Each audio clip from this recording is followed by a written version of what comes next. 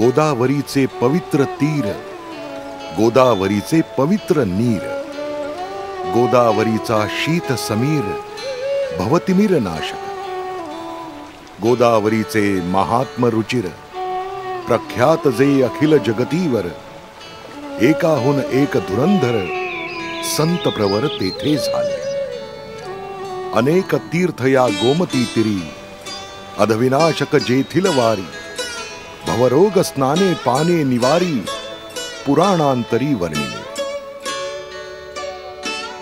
श्री साई सच्चरित या पावन ग्रंथामधील या ओव्यांमधून गोदावरीचं महात्म्य वर्णन केलं आहे।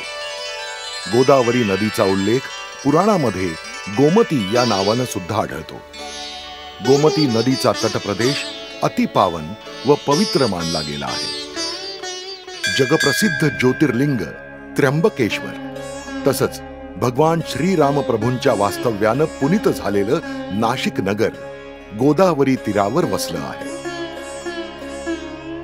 गोदावरीच्या काठावर अनेक संत अवतारी पुरुषांची समाधी स्थळं जागोजागी आढळतात। संत निवृत्तीनाथ महाराज त्र्यंबकेश्वर, श्री चांगदेव महाराज पुणतांबा,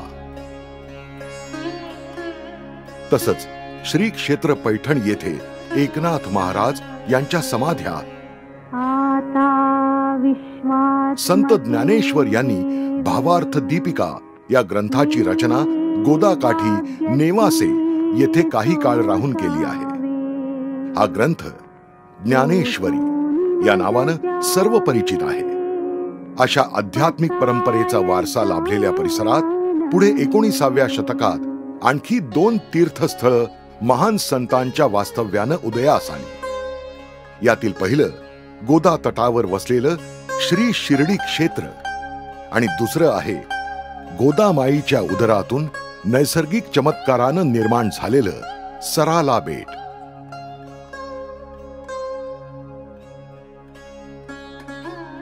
इथे अध्यात्म क्षेत्रातील उत्तुंग व्यक्तिमत्व, पंढरपूरच्या विठ्ठलाचे वैष्णववीर, उच्च कोटीचे वारकरी, वारकरी संप्रदायाची पताका खांद्यावर घेऊन वारकरी संप्रदायाचा प्रसार प्रचार संपूर्ण गोदाकाठच्या प्रदेशात करणारे संत शिरोमणी गंगागिरी महाराज यांच्या वास्तव्यानं पावन झालेलं तीर्थक्षेत्र, याला अध्यात्म मार्गाचं ज्ञानपीठ म्हटलं तर वावगं होणार नाही।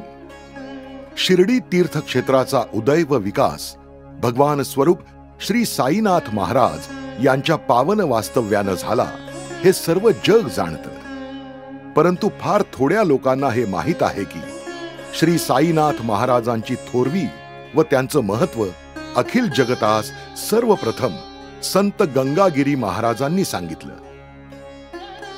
त्याचं असं झालं की एकदा प्रसिद्ध वैष्णव श्री गंगागिरी महाराज यांनी शिर्डी गावामध्ये हरिनाम सप्ताहाचं आयोजन केलं होतं। त्या निमित्तानं आयोजित केलेल्या अन्नदान व कीर्तन आदी कार्यक्रमाचं संचालन महाराज व्यासपीठावरून करत असताना अचानक त्यांची नजर आपल्या खांद्यावरून मातीच्या घागरीनं पाणी वाहून ते फुलझाडांना घालणाऱ्या साईबाबांवर पडली। साईबाबांना पाहताच गंगागिरी महाराजांच्या तोंडून विस्मयकारकरित्या शब्द बाहेर पडले, अरे ही आसामी येथे कधी आली? तुम्हा शिर्डीकरांचं भाग्य थोर आहे म्हणून तुम्हाला या रत्नाचा लाभ झाला आहे। माझे बोल लक्षात ठेवा। आज हे फकीराच्या स्वरूपात उकिरड्यावर राहत आहेत, पण एक दिवस या अनमोल रत्नाची ओळख सर्व जगाला होईल। हा प्रत्यक्ष हिरा आहे, हिरा। चला आता आपण संत गंगागिरी महाराज यांनी स्थापन केलेल्या सराला बेट तीर्थक्षेत्राचा थोडक्यात परिचय करून घेऊया। संत गंगागिरी महाराजांचा जन्म औरंगाबाद जिल्हा वैजापूर तालुक्यामध्ये कापूस वडगाव नावाच्या खेडेगावात सन 1814 साली झाला। एका गावठी शाळेत त्यांनी केवळ 3 वर्ष शिक्षण घेतलं आणि वयाच्या 12व्या वर्षापासून त्यांचं मन अध्यात्माकडे आकर्षित होऊ लागलं। गाई गुरांना चारावयास घेऊन जाणं व रानावनात धार्मिक ग्रंथांचं वाचन करण्यात ते रममाण होऊ लागले। वयाच्या 15व्या वर्षापासून महाराज कुस्ती खेळू लागले व सभोवतालच्या प्रदेशामध्ये एक नामवंत कुस्तीपटू म्हणून त्यांचा बोलबाला झाला. वयाच्या 20व्या वर्षी एका नाथपंथीय बाबांची व संत गंगागिरी महाराजांची भेट झाली व त्यांच्या रूपानं महाराजांच्या आध्यात्मिक जीवनाला आकार देणाऱ्या सद्गुरूची प्राप्ती झाली. तेव्हापासून महाराजांनी शिवसंप्रदाय व नाथ संप्रदायाचा अभ्यास व उपासना चालू केली. अध्यात्मामध्ये त्यांना जास्त गोडी वाटू लागली. अशातच त्यांच्या जीवनामध्ये चमत्कार घडला. सावखेडे गावच्या काळूबा धनगर नावाच्या इसमाकडे हस्तलिखित ज्ञानेश्वरी होती.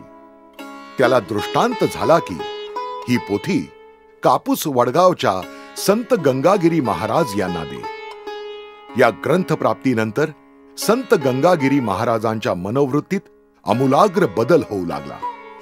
एकदा संत गंगागिरी महाराज पुणतांब्यावरून कुस्ती जिंकून परतीच्या प्रवासास निघाले असताना त्यांचा मुक्काम मातुल ठाण येथे झाला.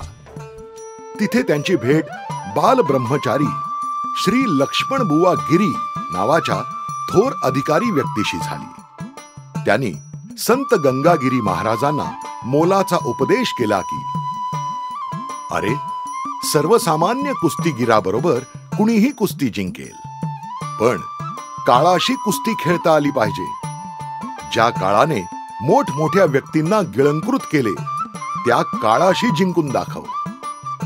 या उपदेशवाणीनं संत गंगागिरी महाराजांच्या चित्तवृत्तीमध्ये आमूलाग्र बदल झाला. त्यांनी कुस्ती खेळणं बंद केलं व भगवंताच्या नामस्मरणात तसंच भजन कीर्तनात मग्न होऊ लागले. संत गंगागिरी महाराजांनी अध्यात्म मार्ग व समाजसेवा यांची सांगड घातली. गावोगावी तमाशा, जलसे, दारू आदींनी उच्छाद मांडला होता. लोक विलासी वृत्तीचे झाले होते. अशा प्रतिकूल परिस्थितीमध्ये भक्ती मार्गाकडे सर्वांना घेऊन जाण्याचं महान कार्य संत गंगागिरी महाराजांनी सुरू केलं. गोदाकाठचा संपूर्ण परिसर आपल्या कीर्तन सेवेबरोबर अन्नदानाची साथ देऊन अक्षरशः ढवळून काढला. गोदाकाठचा परिसर त्या काळी कोरडवाहू होता. अन्नधान्य पिकत होतं, परंतु वारंवार पडणाऱ्या दुष्काळामुळे जनसामान्य उपासमारीनं त्रस्त झाले होते. या ईश्वरी प्रकोपामुळे जीवनमान विस्कळीत झालं होतं. महाराजांनी एका क्रांतिकारी उपक्रमाची सुरुवात केली, जो आजही अखंडितपणे चालू आहे. हा क्रांतिकारी समाज जीवनाला सकारात्मक कलाटणी देणारा उपक्रम म्हणजे अखंड हरिनाम सप्ताह.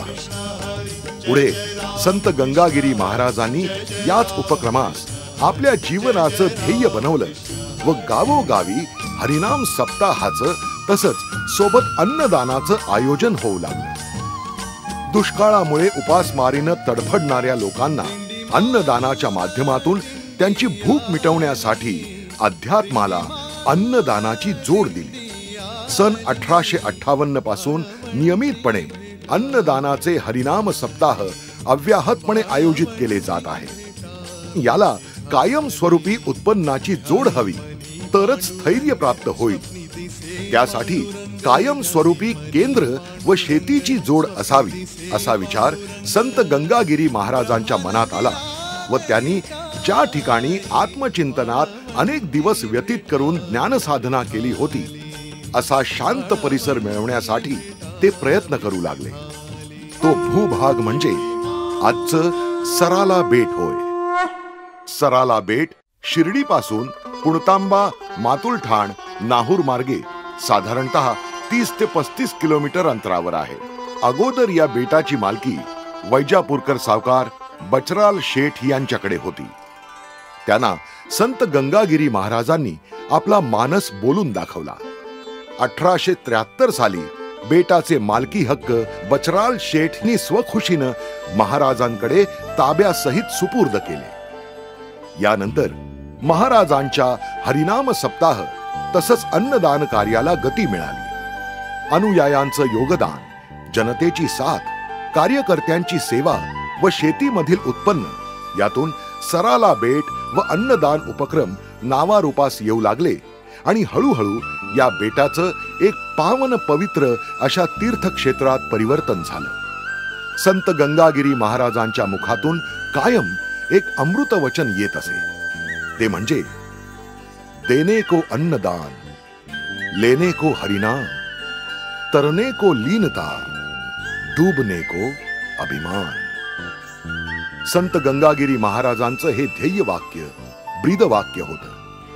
हळूहळू सराला बेट परिसर आध्यात्मिक व सामाजिक कार्याचं प्रमुख केंद्र झालं. तिथे विठ्ठल रखुमाई मंदिर, शिवमंदिर, गोशाला, पाठशाला, आध्यात्मिक शिक्षण देणारी वारकरी संस्था, प्राचीन ग्रंथांनी समृद्ध झालेलं वाचनालय असे अनेक उपक्रम कार्यरत आहेत. अशा थोर विभूतींचं समाधी स्थळ म्हणूनही सराला बेट सर्व परिचित आहे. वैष्णववीर संत गंगागिरी महाराजांची समाधी तसंच त्यांच्यानंतर सराला बेट संस्थानची धुरा यशस्वीपणे सांभाळणाऱ्या त्यांच्या उत्तराधिकारी मठाधिपतींच्या समाध्या इथे स्थापित केलेल्या आहेत.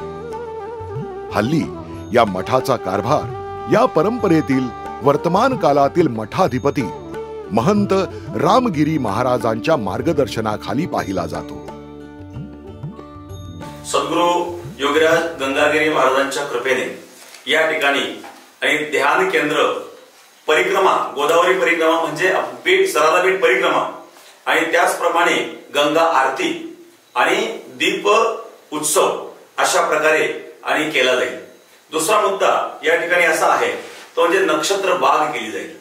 या नक्षत्र बागेचं वैशिष्ट्य असं आहे की 27 नक्षत्र, 12 राशी आणि 9 ग्रह, राशी आणि नक्षत्र यांच्या ज्या स्वतंत्र वनस्पती असतात आणि त्या वनस्पतीचा आणि आपला जो संबंध आहे तो संबंध त्या ग्रह नक्षत्राशी असतो आणि त्याद्वारे आपण त्या वनस्पतीच्या खाली बसून जर आपण ध्यान चिंतन केलं तर विशेष अशा प्रकारचा लाभ होतो. आणि म्हणून अशा प्रकारे राशीनुसार, नक्षत्रानुसार एक बाग या ठिकाणी नक्षत्र बाग तयार केली जाणार आहे. तिसरा मुद्दा या ठिकाणी असा आहे की सर्व सुविधांनी युक्त अशा प्रकारे ध्यान केंद्र तयार केलं जाईल. ज्याप्रमाणे आपण शरीराच्या स्वास्थ्याकरता चांगल्या प्रकारे घर बंगला असावा असं आपल्याला वाटतं त्याप्रमाणे मनाच्या स्थिरतेकरता आणि ध्यान केंद्र अतिशय महत्वाचं असतं आणि म्हणून हे ध्यान केंद्र या ठिकाणी बनवलं जाणार आहे. दुसरी महत्वाची गोष्ट त्यामध्ये अशी आहे की काही लोकांना वेळ कमी असतो आणि म्हणून त्यांच्याकरता 8 दिवस, 15 दिवस, 1 महिना अशा प्रकारे आणि वेळ देऊन त्यांच्याकरता सुद्धा अशा प्रकारची सुविधा दिली जाणार आहेत आणि त्यांना शिकवण्याकरता तज्ञ अशा प्रकारचे शिक्षक या ठिकाणी ठेवले जातील. या तीर्थक्षेत्रामध्ये विशेष उल्लेखनीय आणखी एक उपक्रम चालविला जातो. येथील मठामध्ये सन 1932 सालापासून अंधभक्ताकडून अखंड वीणा वादन केलं जातं. सन 1932 पासून यात एक क्षणाचा देखील खंड पडलेला नाही. संत गंगागिरी महाराजांच्या या अन्नदान उपक्रमांमध्ये गोदावरी काठच्या प्रदेशातील नागरिकांचं खूप मोठं योगदान आहे. यासाठी अनेक इच्छुक गावागावांमध्ये अहमहमिका लागलेली असते. या आयोजनातून उरलेली रक्कम सराला बेटाच्या विकासासाठी वापरली जाते. संत गंगागिरी महाराज व शिर्डी साईनाथ महाराज यांच्यामध्ये अन्योन्य असे संबंध प्रस्थापित झालेले आहेत. दोन्ही संतांचं अवतार कार्य जवळजवळ सारख्याच उद्देशानं प्रेरित झालेलं आहे. एका सूक्ष्म आध्यात्मिक धाग्यानं दोन्ही संतांमध्ये अनुबंध प्रस्थापित झाल्याचे संदर्भ इतिहासात मिळतात. हरिनाम सप्ताह आयोजनाच्या या शृंखलेमध्ये सन 2018 वर्ष शिर्डीकरांसाठी भाग्याचं ठरलं. योगीराज साईनाथ महाराजांच्या समाधी शताब्दी वर्षामध्येच गंगागिरी महाराजांनी आरंभ केलेला हा अन्नदान उपक्रम आयोजित करण्याचा बहुमान शिर्डीकरांना मिळाला. अतिशय भव्य दिव्य स्वरूपात करोडो रुपयांच्या लोकवर्गणीमधून दृष्ट लागावी इतक्या उत्कृष्ट आयोजनाचा परिपाक म्हणजे हा हरिनाम सप्ताह होता. भगवंत साईनाथ महाराजांची इच्छा होती की श्री साई समाधी शताब्दी वर्षामध्येच या हरिनाम सप्ताहाचं पण आयोजन व्हावं असं वाटलं. साईनाथ महाराजांची खरी ओळख संपूर्ण जगाला करून देण्यात गंगागिरी महाराज अग्रणी होते. कदाचित याचीच फलश्रुती म्हणून हा दुग्ध शर्करा योग जुळून आला असावा. शिर्डी निवासी भक्त भाविकांनी भव्य प्रमाणात नियोजन करून सुद्धा 1 कोटीच्या वर रुपये शिल्लक राहिले. ही जमा राशी सराला बेटावर एक भव्य अतिथीगृह निर्मितीसाठी कामी यावी असं सर्वानुमते ठरलं. त्यासाठी एका कमिटीची स्थापना करण्यात आली. शिर्डीकरांतर्फे सेवाभावी युवक कार्यकर्त्यांवर ही जबाबदारी सोपविण्यात आली. जवळजवळ 2 वर्षांच्या कालावधीमध्ये घेतलेल्या अपार कष्टाचं तसंच अथक प्रयत्नांचं फळ म्हणून आज एक विस्तृत आणि सर्व सोयींनी युक्त असं अतिथीगृह सराला बेटावर उभं राहिलं आहे. शिर्डीकरांतर्फे भक्तिभावाचं प्रतीक म्हणून ही वास्तुरूपी आदरांजली संत गंगागिरी महाराजांच्या चरणी अर्पण होत आहे.